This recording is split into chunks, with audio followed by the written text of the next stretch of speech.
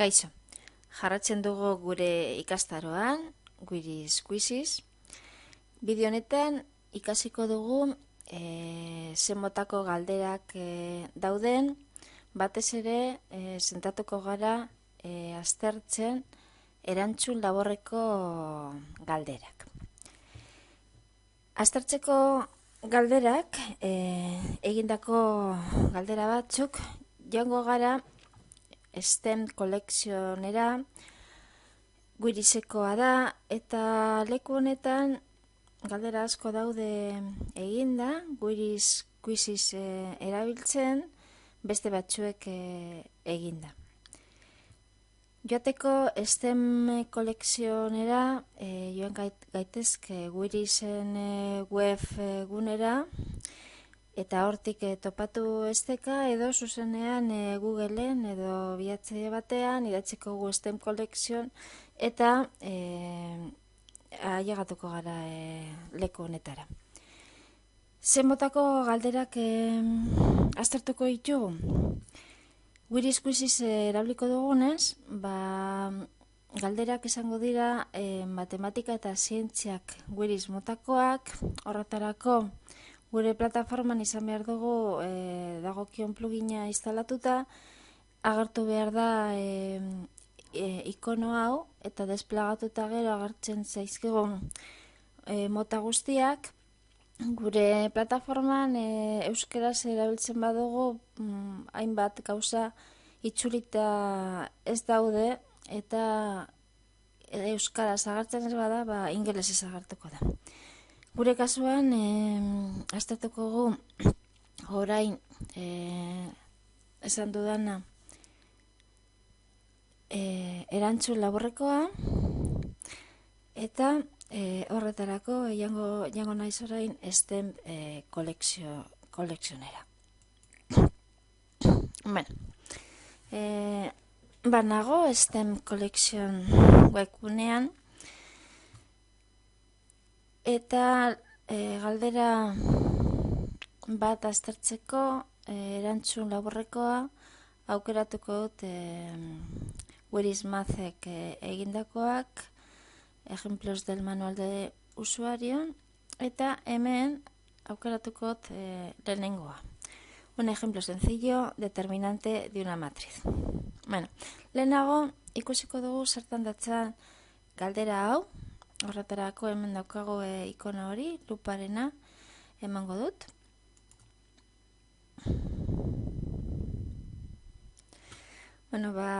Kasu honetan, irakur dezakegu un ejemplo sencillo, determinante de una matriz. Hori izango da ikasleek ikusiko dutena. Calcula el determinante de la matriz, hemen agertzen da matriz bat, eta ikasleak hemen sartu behar du erantzuna. Adibidez, ipintxegatik zenbaki bat, eta ematen dugu konprobar, bat zaten den, esaten dit txarta dagoela, eta nahi badugu ikusi zein den erantzun zuzena, hemen agertzen zaigu rellenar con las respuestas correctas. Kasu honetan, matriz honen determinantea 36 da. Nahi badugu berriro ere kalkulatu matrize baten determinantea, 3 ordenako matrizaren determinantea, emoten dugu hemen, comenzar de nuevo, agertuko da beste matrize bat, eta hemen idatzeko gu erantzuna, ez dut egingo. Beraz, nahi badugu ariketa hau behin eta berriro egin ikasi arte zelan egiten den determinante bat, eta agertzeko adibide desberdinak, dagozkion erantzunekin erabiltzen dut hau, comenzar de nuevo. Interesatzen bazaigu galdera hau, erabiltzakegu Moodleen, gero ikusiko gu zelan importatu gure ikastarora, edo har dezakegu zuzenean helbidea URL. Goian hemen daukaguna, ez duzu ikusten, baina goian dagoena kopiatzen dugu eta itxatzen dugu beste leku batean, wiki batean, site batean, blog batean edo nahi dugun webgune batean. Bueno, txiko dute hori eta jango gara orain aztertzen zelan dagoen eginda galdera. Horretarako, bigarren ikono honekin, algoritmoarena, agertzen zaigu zelan editatzen den galdera bat, Moodleko plataforma batean, editando una pregunta de respuesta corta. Beraz, hemen agertzen da ze motako galdera den. Lehenengoan kategoria agertzen zaigu, non ze kategoriatan dago gordetan, gero idatzi behar dugu izenburua, izan behar da argi, guretzako gero topatzeko erraz edo jakiteko titula izenburua irakurrita horren azpian zer dagoen. Idazten dugu enuntziatua, calcula el determinante de la matriz M, hemen deko gauza berri bat, M letraren aurrean ikurra daukagu, traola, adierazteko aldagaia dela. Gero ikusiko zelan sortu aldagaia. Horren ostean, ipini behar dugu derrigor hemen putazio bat, eutxikogu bat, horrek esan nahi du bat batetik. Idaz dezakegu komentario bat, kasu honetan error hori bakarrik agertuko da txarto erantzuten duenean ikasleak. Hemen idaz dezakegu nahi duguna, komenigarriagoa izango da beti mezu positiboak ez alakoak. Hemen lehenengo erantzuna, gure kasuan bakarra izango da erantzun laburra. Gordetzen dugu aldagai batekin, deitzen dugu sol, eta esateko aldagaia dela, lehen bezala aurrean idazten dugu traola ikurra.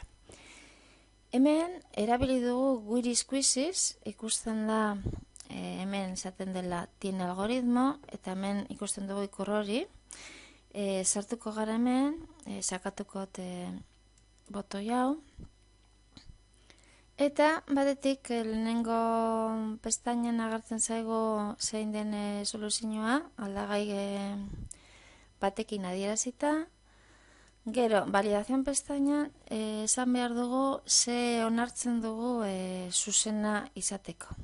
Kasu honetan, badago aukeratuta matematikamente igual, ez literalmente igual, ez badugu idazten zehatz-mehatz emaitza, ez du ontzat hartuko. Baina matematikamente igual aukeratzen badugu, bestera batera kalkulatuta, adibidez, emaitza lau bada, idaz dezakegu 2 gehi 2, 2 bider 2, ez bakarrik lau ontzat emateko. Eta guretzako importanteena, variables, pestaina, hemen esan behar dut, baimendu eta gogoratu, Javarekin betiko problema, onartu behar dugu. Segun eta bertsioa, ze bertsioa daukagun instalatuta, Javarena. Hemen ikusten dugu, guirizkaz saio bat. Agertzen zaigu batetik liburutegi bat, variables izenekoa, hori alda dezakegu, non aldagaiak definitzen diren. Gure kasuan, agertzen da batetik matrizea, 3 ordenako matrizea, beraz M definitu egin behar dugu, lehen erabili dugu letra M, traola aurrean idatzita, eta moteko erantzuna sol aldagaia horrela deituta erabili dugu. Beraz sol demeritu egin behar dugu, kasu honetan soluzioa da matrize honen determinantea. Hemen daukagu determinante komandoa, zuzenean idatzita teklatutik, eta parentesin artean ze matrizaren determinantea kalkulatu egin behar. Kasu honetan, kalkulagailoak bera kalkulatzen du, ez guk. Matrizea definitzeko, erabiltzen dugu, hemen parentesiak sartzeko, gero hiru bider hiru dimentsiokoa, eta elementuak definitzeko, elementu bakoitzak aldatzeko, aparte definitzen dugu eta lehenago definitzen dugu funtzio berezi bat oso importantea dena. Deitzen da R, baina hemen letra guk nahi duguna. Horretarako, funtzio bat denez, erabiltzen dugu bi puntu eta berdin, gero erabiltzen dugu aleatorio komandoa, eta nahi dugu matrizaren elementuak minus irutik irura joatea. Aukerak hemetik aukeratzeko. Beraz, gure matrizea elementu bakoitzako daukagu zazpi aukera, behitu zenbat aukera daukagu bakarrik definizio honekin, zenbat matrizia desberdin atera daitezke. Bueno, kalkulagoi honetan, hemen liburutegian dakizunez bakarrik definitzen dira aldagaiak, hemen ez da kalkulatzen. Gu kalkulatzeko, egiaztatzeko zer egin dugun, edo ia definitu dugun ondo dabila, hemen idazten dugu, adibidez, hemen nahi dugu ikusi, M eta sol ia ondo dagoen, eta ikusteko hemen aldatzeko M eta sol, hemen berdinketa ikurrarekin ikusi zelan aldatzen den, eta hau da honen determinantea, ez dut eskuz egingo ikusteko ia ondo dagoen, kalkulagailoak egiten du. Bueno, hori egingo nahi beste. Hemen, saio honetan, aukera dezakegu hizkuntza, eta gure kasuan, euskara aukeratuko gu, eta naiz eta beste batek egin da,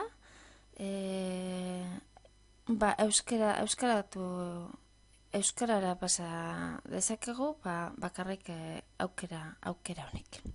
Bueno, izango gu aceptar, eta listo.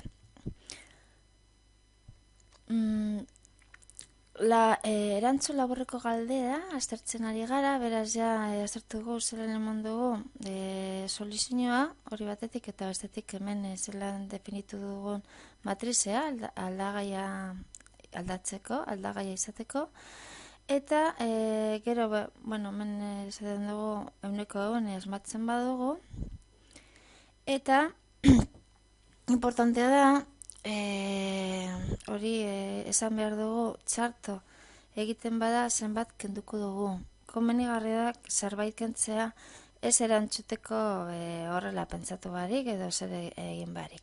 Nik lehen egin dudan moduan. Bueno, pues besterik ez, honekin amaitu dugu, galdera bat zelan aztertu, zelan sortu egin den, galdera ez edo zein galdera, baizik eta erantzun laborreko galdera bat.